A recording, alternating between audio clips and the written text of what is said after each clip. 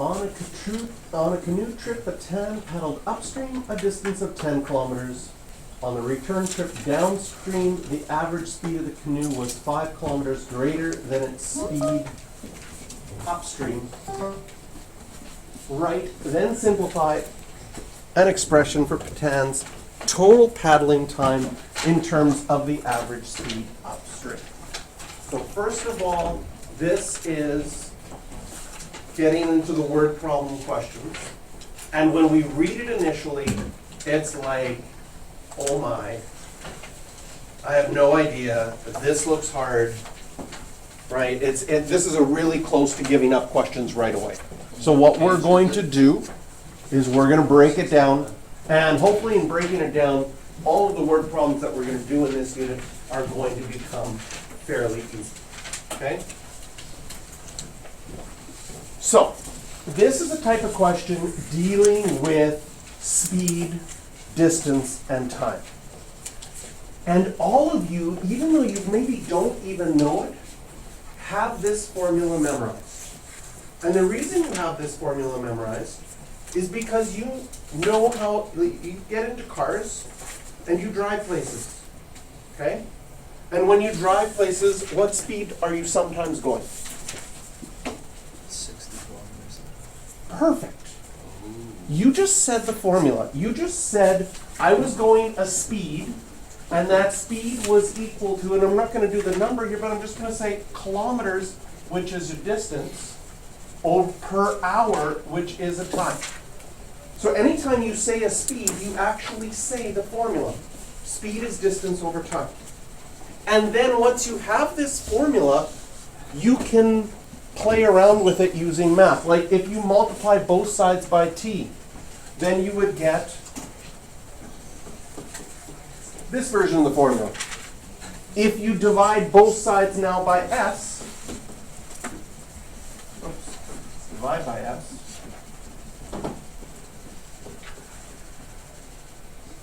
you have all three formulas. One solves for speed, one solves for distance, one solves for time.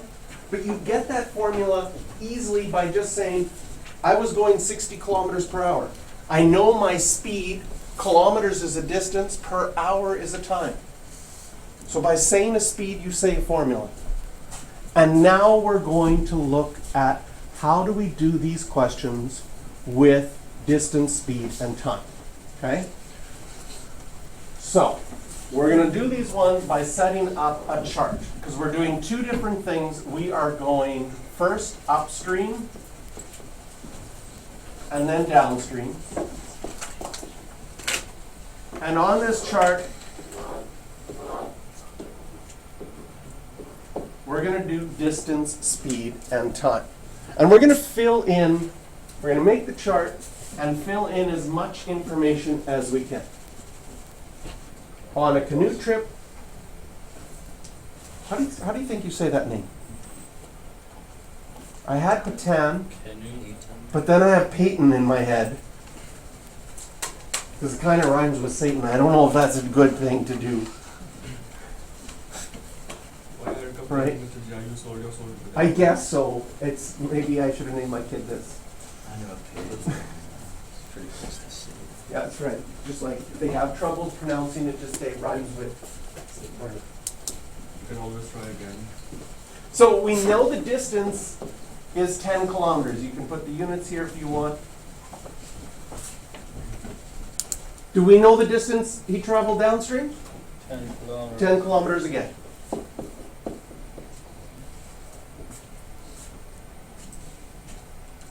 Do we know his speed? No. Okay.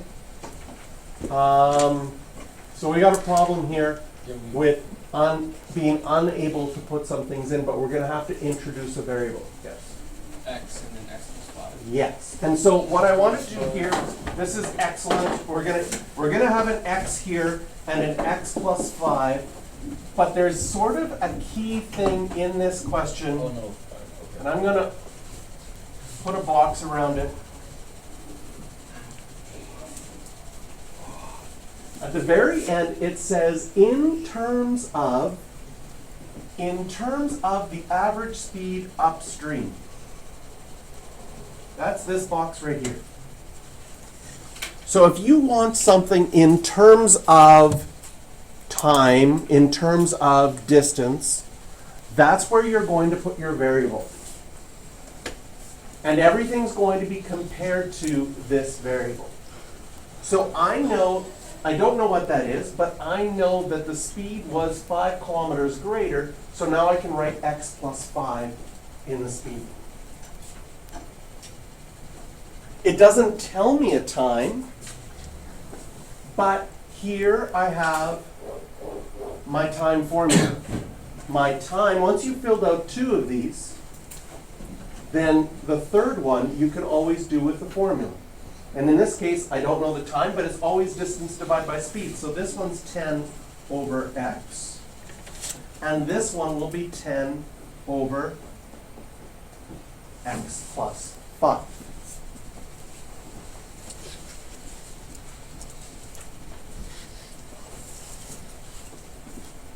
We want an expression for the total time. Does it make sense that the total time will be this one plus this one? 10 over x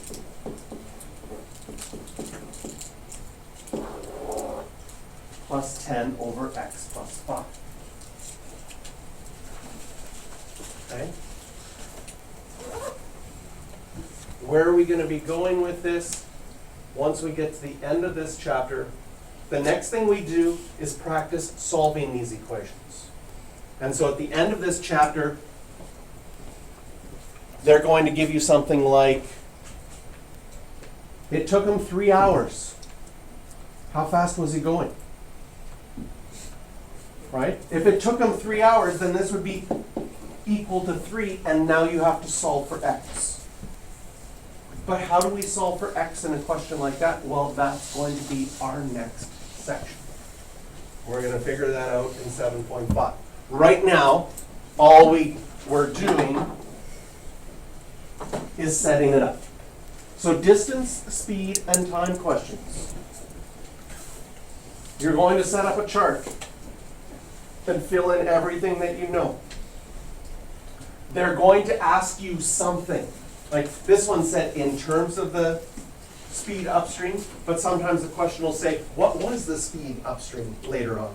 Then you'll know that's where you're going to put your x, because that's what you want to solve for.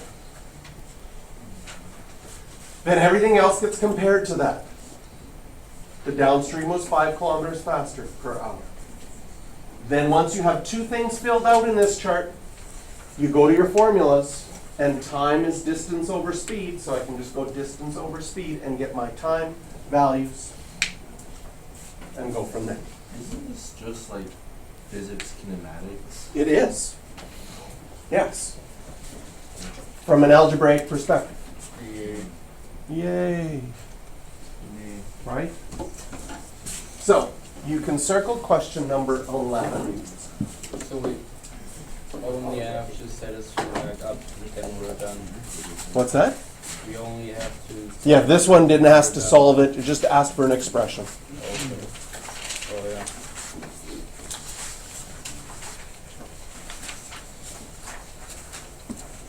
Okay. And then in the last 5 minutes, I'm going to stop the video.